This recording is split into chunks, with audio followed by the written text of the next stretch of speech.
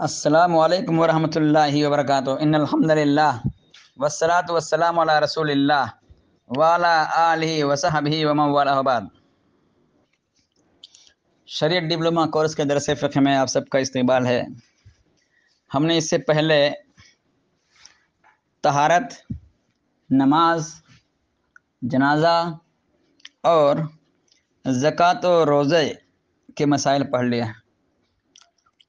آج سے حج کے مسائل شروع ہیں انشاءاللہ۔ حج عربی زبان کا لفظ ہے۔ حجہ یحجو سے مصدر ہے جس کا معنی ہوتا ہے قصد و ارادہ کرنا، اور شریعت میں حج کہتے ہیں مخصوص افعال کی ادائیگی کے لیے مسجد حرام کی طرف سفر کا ارادہ کرنا۔ یہ کب فرض ہوا اس کے بارے میں علماء نے اختلاف کیا ہے۔ بعض کے نزدیک 6 ہجری میں، علامہ ابن القیم رحمۃ اللہ علیہ کے نزدیک 9 یا 10 ہجری میں یہ فرض ہوا ہے۔ حج اسلام کا بنیادی رکن ہے، جیسا کہ اس سے پہلے بھی روایت پیش کی جا چکی ہے کہ نبی کریم صلی اللہ علیہ وسلم نے فرمایا بنی الاسلام علی خمسن، کہ اسلام کی بنیاد 5 چیزوں پر قائم ہے۔ اس میں نبی کریم صلی اللہ علیہ وسلم نے ایک چیز حج کا بھی تذکرہ فرمایا۔ یاد رہے کہ حج کی بڑی فضیلت آئی ہے۔ نبی کریم صلی اللہ علیہ وسلم کی ایک مشہور حدیث سے نبی کریم صلی اللہ علیہ وسلم نے فرمایا کہ الحج المبرور لیس له جزاء الا الجنہ، کہ حج مبرور یعنی جس میں کسی گناہ کا ارتکاب نہ کیا گیا ہو اس کا بدلہ جنت کے علاوہ اور کچھ نہیں۔ یاد ہے کہ حج کے تمام افعال بجا لانا ضروری ہیں۔ نبی کریم صلی اللہ علیہ وسلم نے فرمایا تھا خذوا عنی مناسککم، مجھ سے حج کے طریقے سیکھ لو۔ لہذا جو افعال بھی نبی کریم صلی اللہ علیہ وسلم نے حج کے دوران دکھائے کر کے انہیں اختیار کیا جائے گا، لیکن اس کا یہ معنی ہرگز نہیں کہ اگر کوئی فعل رہ جائے گا تو حج باطل ہو جائے گا، بلکہ حج تو ہو جائے گا لیکن اس میں نقص رہ جائے گا۔ البتہ بعض ایسے افعال ہیں جن کے بغیر حج مکمل نہیں مانا جاتا، بعض اس کے شرائط ہیں، بعض ارکان ہیں۔ چنانچہ عرفہ کے بارے میں آتا ہے کہ الحج عرفہ، حج تو وقوف عرفہ ہے۔ یہ حج امت کا اس بات پر اتفاق ہے کہ استطاعت رکھنے والے شخص پر حج واجب ہے، اور یہ زندگی میں صرف ایک مرتبہ واجب ہے۔ الحج مرۃ واحدہ فمن زادہ فہو تطوع، حج ایک ہی مرتبہ فرض ہے، اور جس نے زیادہ کیا تو وہ نفلی حج ہے۔ یہ حج چونکہ راستے کی استطاعت رکھنے والے پر فرض ہے، جیسا کہ اللہ رب العالمین نے فرمایا وَلِلَّهِ عَلَى النَّاسِ حِجُّ الْبَيْتِ مَنِ اسْتَطَاعَ إِلَيْهِ سَبِيلًا، کہ اللہ تعالیٰ نے ان لوگوں پر جو اس کی طرف راستے کی طاقت رکھتے ہوں اس گھر کا حج فرض کیا ہے۔ اس آیت میں جو لفظ سبیل آیا ہے اس سے متعلق نبی کریم صلی اللہ علیہ وسلم سے سوال کیا گیا کہ سبیل کیا ہے، اس سے مراد کیا ہے، تو نبی کریم صلی اللہ علیہ وسلم نے فرمایا الزاد والراحلہ، راستے کا خرچ اور سواری۔ گرچہ اس معنی کی روایت ضعیف ہیں، لیکن امت کی اکثریت اسی تفسیر کا قائل ہے کہ حج سے یعنی سزا علیہ سبیلا سے مراد توشہ، راستے کا خرچ اور سواری ہے۔ زاد یعنی واپسی تک اہل و عیال کے خرچ سے زائد مال تو متقن شرط ہے، اور راحلہ یعنی سواری ایسے شخص کے لیے جس کا گھر فاصلے پر ہو۔ اسی طرح سے عورت پر وجوب حج کے لیے محرم کا ہونا شرط ہے۔ عبداللہ بن عمر رضی اللہ عنہما سے روایت ہے نبی کریم صلی اللہ علیہ وسلم نے فرمایا لا تسافر المرأة ثلاثة أيام إلا مع ذي محرم، عورت 3 دن کا سفر محرم رشتہ دار کے بغیر نہ کرے۔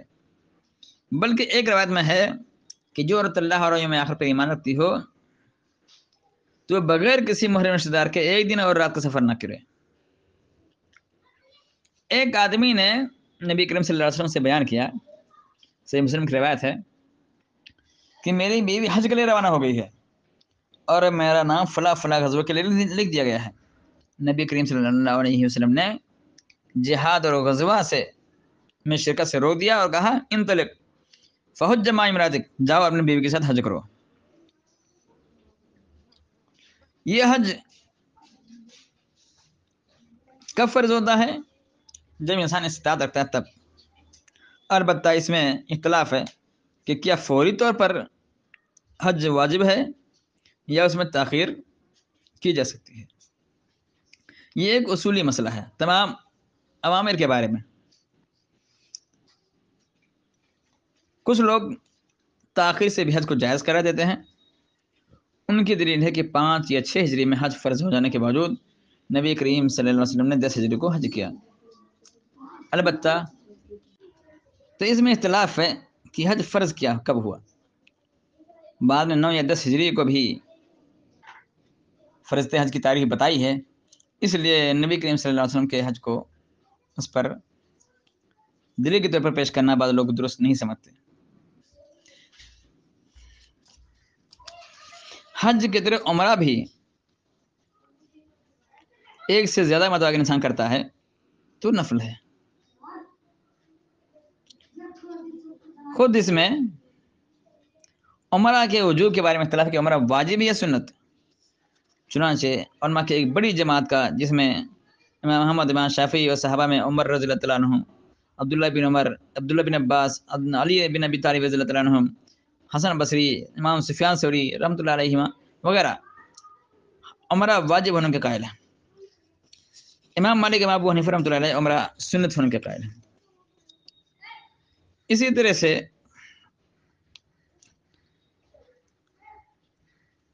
ایک مسئلہ یہ بھی ہے کہ کیا نابالغ بچہ حج کر سکتا ہے؟ نابالغ بچہ حج تو کر سکتا ہے، لیکن بلوغت کے بعد یہ اسے حج کافی نہیں ہوگا، بلکہ فرض کی ادائیگی کے لیے اگر اس صاحب استعداد ہو جاتا ہے تو نیا حج کرنا پڑے گا۔ چنانچہ ایک عورت اپنے بچے کو اٹھا کر لائی اور کہا علی حج حجن، کہ اس کے لیے حج ہے؟ نبی کریم صلی اللہ علیہ وسلم نے فرمایا نعم ولک اجر، ہاں حج ہے لیکن ثواب تم کو ملے گا۔ ایک اور روایت میں نبی کریم صلی اللہ علیہ وسلم فرماتے ہیں، صحیح ابن خزیمہ کی روایت ہے کہ ایما سبی حج ثم بلغ الحنس فعلیہ ان یحج حجۃ اخری، کہ جو بچہ حج کرے پھر وہ بلوغت کو پہنچ جائے تو اس پہ ضروری ہے کہ دوسرا حج کرے۔ خیر اس کی سند پہ کلام کیا گیا ہے، لیکن اصولی مسئلہ یہی ہے کہ اگر بچہ کوئی بھی کام کرتا ہے تو اس کا ثواب والدین کو ملتا ہے، اور حج کرتا ہے اور اس کی بلوغت کے بعد دوبارہ صاحب استطاعت ہو جاتا ہے تو اس کو اس کی طرف سے حج کافی نہیں ہوگا، بلکہ حج کرنا پڑے گا۔ یہ حج جو اللہ تعالیٰ نے انسانوں پر، مسلمانوں پر، صاحب استطاعت پر فرض کیا ہے، اس کی 3 قسمیں ہیں، جس کے نام کچھ اس طرح ہیں۔ نمبر 1 حج تمتع، نمبر 2 حج قران، نمبر 3 حج افراد یا مفرد۔ تمتع جسے اردو میں تا میم تا عین کے ساتھ لکھا جاتا ہے حج تمتع، اور حج قران جس کو اردو میں قاف را الف نون کے ساتھ لکھا جاتا ہے حج قران، اور حج افراد، افراد الف فا را الف دال کے ساتھ۔ اس کی یہ تین قسمیں حج کی۔ ان میں سے جب انسان حج کرنے جائے تو ان تینوں میں سے کسی ایک کی نیت کرنا ضروری ہے، تعین کے ساتھ کہ میں کون سے حج کرنے جا رہا ہوں۔ حج تمتع سے مراد حج کے مہینوں میں عمرے کا احرام باندھ کر مکہ میں داخل ہونا، پھر عمرہ کر کے احرام اتار دینا، پھر غیر محرم ہی رہنا یہاں تک کہ ایام حج میں حج سے فارغ ہو جائے۔ اس حج میں قربانی کرنا ضروری ہے، یعنی اس حج میں انسان پہلے عمرہ کر لیتا ہے اور عمرہ کرنے کے بعد احرام اتار کر کے حلال ہو جاتا ہے، اور جب حج کے ایام شروع ہوتے ہیں تو دوبارہ عمرہ احرام باندھ کر کے پھر سے حج کرتا ہے۔ دوسری قسم حج قران ہے۔ حج قران سے مراد ہے میقات ہی سے عمرہ اور حج دونوں کا احرام باندھنے کے بعد مکہ پہنچ کر عمرہ کرنا، لیکن صفا مروہ کے درمیان سعی کرنے کے بعد بال نہ کٹوانا اور نہ ہی احرام کھولنا، بلکہ حالت احرام ہی میں ایام حج کے انتظار میں رہنا، چاہے 1 مہینہ بیتے چاہے 2 مہینہ، یہاں تک کہ جب حج کے ایام شروع ہو تو ان میں حج مکمل کرنا۔ حج قران کرنے والے پر قربانی واجب ہے، اور جو قربانی کی طاقت نہ رکھتا ہو وہ 10 روزے رکھے، جیسے کہ تفصیل انشاءاللہ آگے آئے گی، قربانی اگر ساتھ لے جائے تو بہتر ہے، کیونکہ یہی مسنون طریقہ ہے۔ اس میں 3 طواف یعنی طواف عمرہ، طواف حج اور طواف وداع، اور 2 سعی یعنی سعی عمرہ اور سعی حج ضروری ہیں۔ تیسری چیز ہے یا تیسری قسم حج افراد۔